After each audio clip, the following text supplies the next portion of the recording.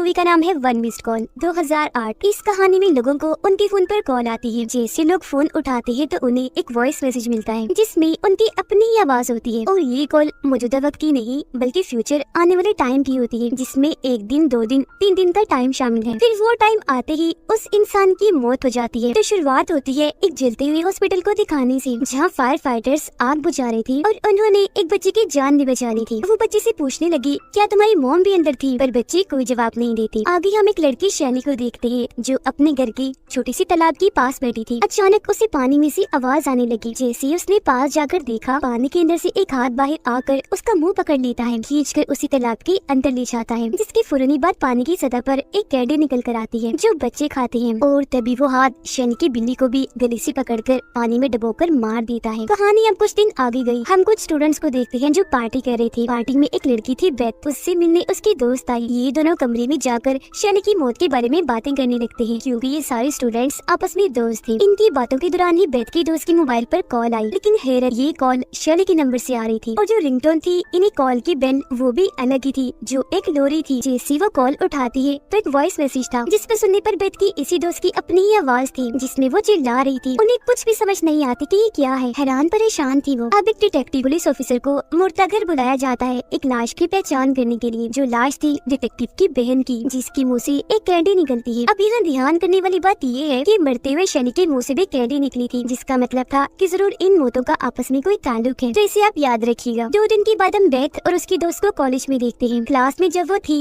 तो बेथ की दोस्त को हेलुसिनेशंस होने लगी, यानी ऐसे ख्याल ऐसी चीजें दिखाई दे रही थी जो असल में थी भी नहीं। जैसे बेथ के हाथ पर उसे बिच्छू रेंगते हुए नजर आया। क्लास खत्म होने के बाद बेथ उसे कॉफी पीने का पूछती है, पर वो साथ जाने से मना करके लाइब्रेरी आ जाती है। लाइब्रेरी बंद होने के बाद बेथ की दोस्त जब घर जा रही थी तो उसे और भी हेलुसिनेशंस होने लगती है। हर जगह उसे भूत आत्माएं शैतान दिख रहे थे जिनसे वो बहुत डर गई थी, क्योंकि जाहिर है सभी बहुत भयानक थे। डर के आलम में वो बेथ को कॉल करती है। वो कहती है घबराओ नहीं, मैं तुम्हारे पास ही हूँ, बस 2 मिनट तक पहुँचती हूँ। लेकिन वो तो इतनी डरी हुई थी कि उसकी हालत खराब होने लगी। डरते डरते वो एक ऊंची जगह से गिर गई। ट्रेन से टकराने से उसका एक्सीडेंट हो गया। वो इतनी जख्मी हो गई कि फौरन ही उसकी मौत हो जाती है। इसी दौरान बेथ भी यहाँ पहुँचती और ये हादसा होते हुए वो भी देख लेती है। उसे अजीब तरह की आवाज भी सुनाई दी गई। अपनी दोस्त की लाश के पास जब वो आई तो उसके मुँह से भी कैंडी निकलती है। बेथ उसका फोन चेक करती है जिसमें कॉन्टेक्ट नंबर ऊपर नीचे हो रही थी। ऐसा लग रहा था जैसे कोई दूसरा नंबर निकालने की कोशिश कर रहा है। इसके बाद कॉलेज में 2 लड़कियां इस हादसे के बारे में बात कर रही थी कि बेथ की दोस्त की भी मौत हो गई। उसकी और शैली की मौत एक तरह से ही हुई, एक फोन कॉल आने की वजह से। ये बातें सुनकर बेथ का मेल फ्रेंड उन पर गुस्सा करने लगा कि बंद करो ये फजूल की बातें,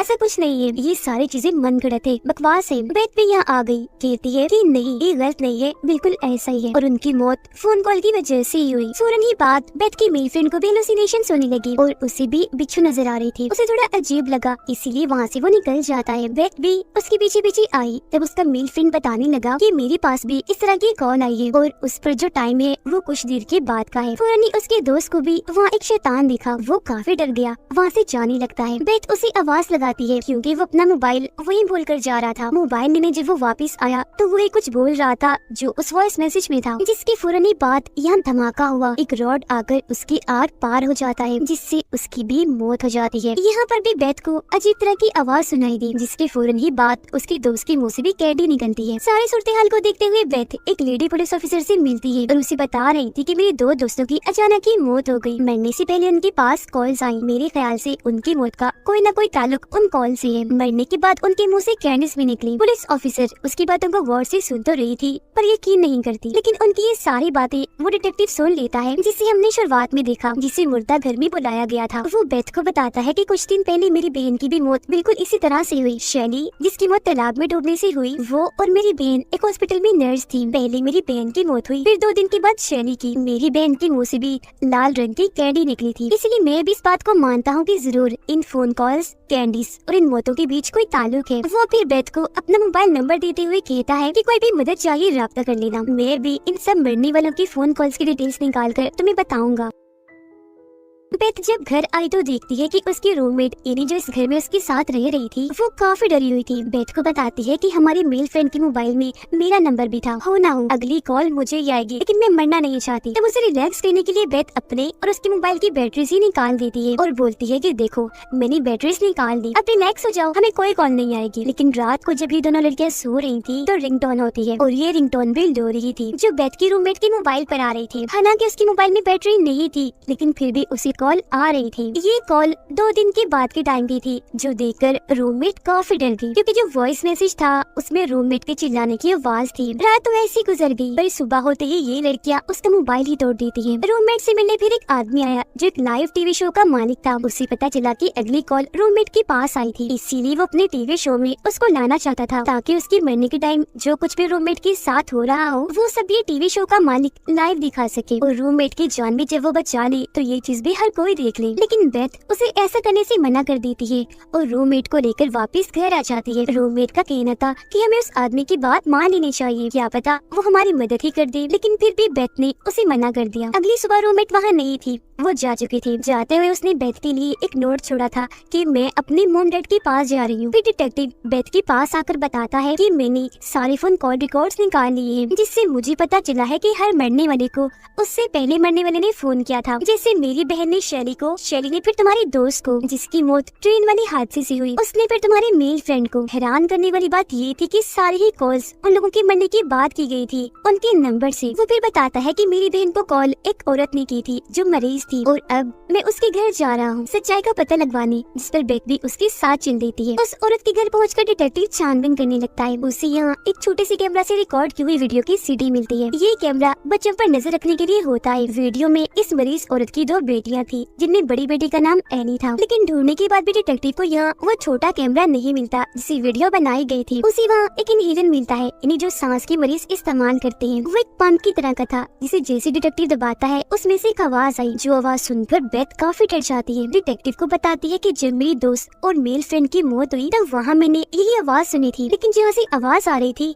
वहाँ कोई भी नहीं था। मजीद छानबीन करने पर डिटेक्टिव को पता चला कि उस मरीज औरत की बड़ी बेटी एनी की मौत दमे के अटैक की वजह से हुई, यानी उसे सांस का मसला था और ये इनहेलर उसी का था। साथ ही उसकी छोटी बहन को उनकी मोम 9 बार हॉस्पिटल लेकर गई थी क्योंकि उनकी छोटी बेटी अलग अलग तरह से जख्मी हुई थी, जैसे कभी उसका जल जाना, कभी सर में सुई का चुभ जाना, तो कभी कोई शैम्पू पी लेना। ये सारी बातें जानकर बेथ डिटेक्टिव को बताती है कि मैं सारी बात समझ गई हूँ। असल में उस मरीज औरत को कोई दिमागी बीमारी थी जिस वजह से वो अपने ही बच्चों को जख्मी कर दिया करती थी। फिर हॉस्पिटल में उनका इलाज करवाकर देखभाल करती थी ताकि उन बच्चों की और तवज्जो ले सके। यहाँ इन्हें ये भी पता चला कि जिस हॉस्पिटल में उस मरीज औरत की बेटियों का इलाज हुआ करता था वहाँ एक नर्स ने उस औरत से पूछताछ भी की थी कि उनकी बड़ी बेटी को कब से दमे की बीमारी है और छोटी बेटी क्यों बार बार जख्मी हो जाती है। यहाँ मैं आपको बता दूं कि वो पूछताछ करने वाली नर्स और कोई नहीं बल्कि डिटेक्टिव की बहन थी जिसकी मौत सबसे पहले हुई थी। अब तभी टीवी पर बेथ अपनी रूममेट को उस लाइव शो में देखती है जहाँ टीवी शो का मालिक उसके साथ होने वाली हर चीज को लाइव दिखाएगा, जो देखकर ये दोनों जल्दी से उस चर्च के लिए निकल जाते हैं जहाँ ये शो होने वाला था। इसी दौरान रूममेट बेथ को कॉल करके सॉरी कहती है कि मुझे माफ कर देना, मैंने तुम्हारी बात नहीं मानी और मैं इस शो में आ गई। शो में दिखाया जाता है कि रूममेट को भी हेलुसिनेशंस होने लगी, उसे अपने आसपास शैतान दिखने लगे। जैसे बेथ और डिटेक्टिव यहाँ आई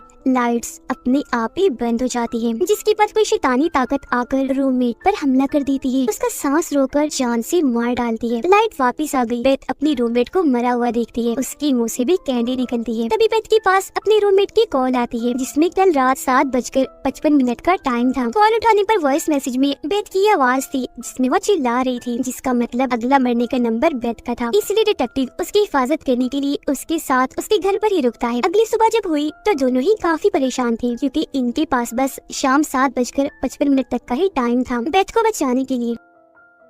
डिटेक्टिव को फिर उस मरीज औरत की बेटी यानी एनी की छोटी बहन के बारे में पता चला जो अब एक ऑर्फनेज में है, एक ऐसी जगह जहाँ उन बच्चों को रखा जाता है जिनका इस दुनिया में कोई नहीं होता। वहाँ जाकर पता चला कि ये बच्ची और कोई नहीं बल्कि शुरुआत वाली बच्ची है जिसे फायर फाइटर्स ने जलते हॉस्पिटल से बचाया था। ये दोनों उसे उसकी मोम के बारे में पूछते हैं पर शुरुआत की तरह ही वो कोई जवाब नहीं देती। जब फायर फाइटर्स ने पूछा था कि तुम्हारी मोम हॉस्पिटल के अंदर थी, लेकिन तभी बच्ची के बालों में से लोरी की आवाज आने लगी और ये लोरी वही थी जो रिंगटोन बनकर बजती थी। फिर इस चीज को नजरअंदाज करके बेथ और डिटेक्टिव बाहर आए। वो फैसला करते हैं कि हम अलग अलग जाकर एली की मोम यानी मरीज औरत के बारे में जानकारी इकट्ठा करेंगे। लेकिन जैसे बेथ वहाँ से जाने लगी, उसकी नजर एली की बहन की खिड़की पर गई, जिसके पीछे एक भूत खड़ा हुआ था। इसके बाद बेथ उस हॉस्पिटल में जाने का फैसला करती है जहाँ पर एली और उसकी छोटी बहन का इलाज हुआ था। इस बारे में वो डिटेक्टिव को भी बता रही थी कि मैं उस हॉस्पिटल में जा रही हूँ। वो अंदर जाने की कोशिश करती है पर सामने वाला दरवाजा लॉक था, इसीलिए वो पिछले दरवाजे से जाने की कोशिश करने लगी, लेकिन ये दरवाजा भी लॉक था। पर तभी वो अपने आप ही खुल जाता है। हॉस्पिटल के अंदर आकर बेथ सुराग ढूंढने लगी, लेकिन तभी कोई शैतानी ताकत अंधेरे में बेथ पर हमला कर देती है और खींचकर उसे अपने साथ ले जाने लगी। इसी वजह से वो काफी डर गई, जोर से चीख मारती है, जैसे तैसे अपनी जान बचाकर वहाँ से भाग गई। बेथ को यहाँ डिटेक्टिव मिल जाता है। ये दोनों यहाँ से बाहर निकलने की कोशिश करते हैं पर निकल नहीं पाते क्योंकि सारे दरवाजे लॉक्ड हो गए थे। फिर जैसे ये कमरे में आए, कुछ शैतानी ताकत अब डिटेक्टिव पर हमला कर देती है। वो उसे हवा में उठाकर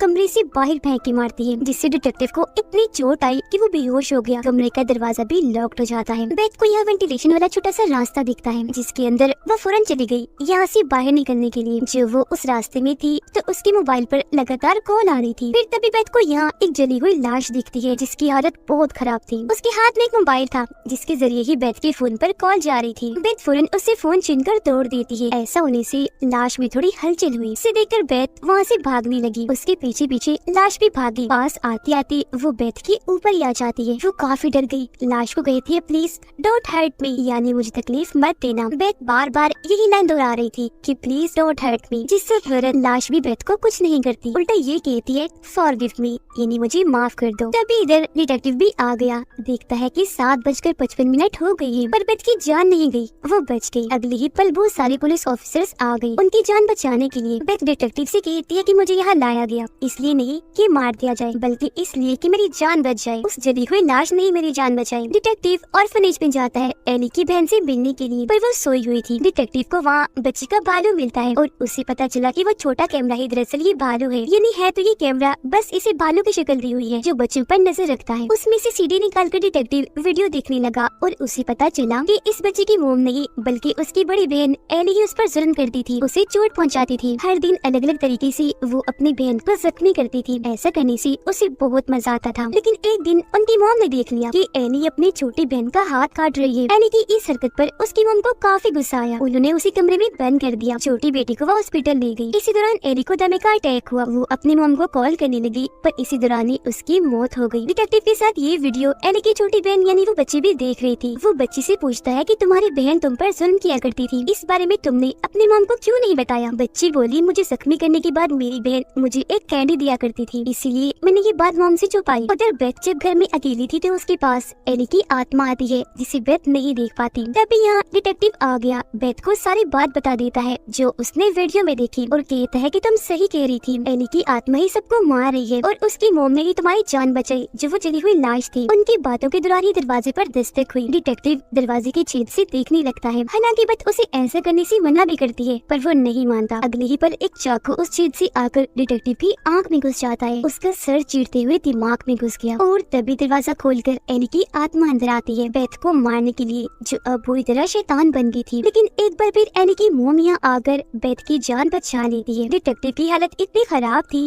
कि उसकी भी मौत हो जाती है। उसके मुंह से भी एक कैंडी बाहर आती है। उसके मोबाइल से फिर नंबर अपने आप ही डायल होने लगते हैं अगले शिकार के लिए। अब यहाँ मैं आपको इस मूवी का खुलासा कर देती हूँ, और वो ये कि एली ही शैतान थी। असल में बचपन से ही उसमें शैतानी हरकतें थी। जैसे अपनी बहन को जख्मी करने के बाद वो उसे कैंडी देती थी, लेकिन जब उसकी मौत हुई तो वो एक पूरी शैतान बन गई और फिर लोगों को मारने के बाद उन्हें कैंडी देती थी। इसीलिए हर किसी के मुंह से कैंडी निकलती थी। और जिस तरह से उसकी मौत हुई, अपनी मम को कॉल करते करते ऐसे ही वो लोगों को मारने के बाद उनके नंबर से अगले मरने वाले इंसान को कॉल कर दिया करती थी। और इसी के साथ ये कहानी इधर ही खत्म हो जाती है।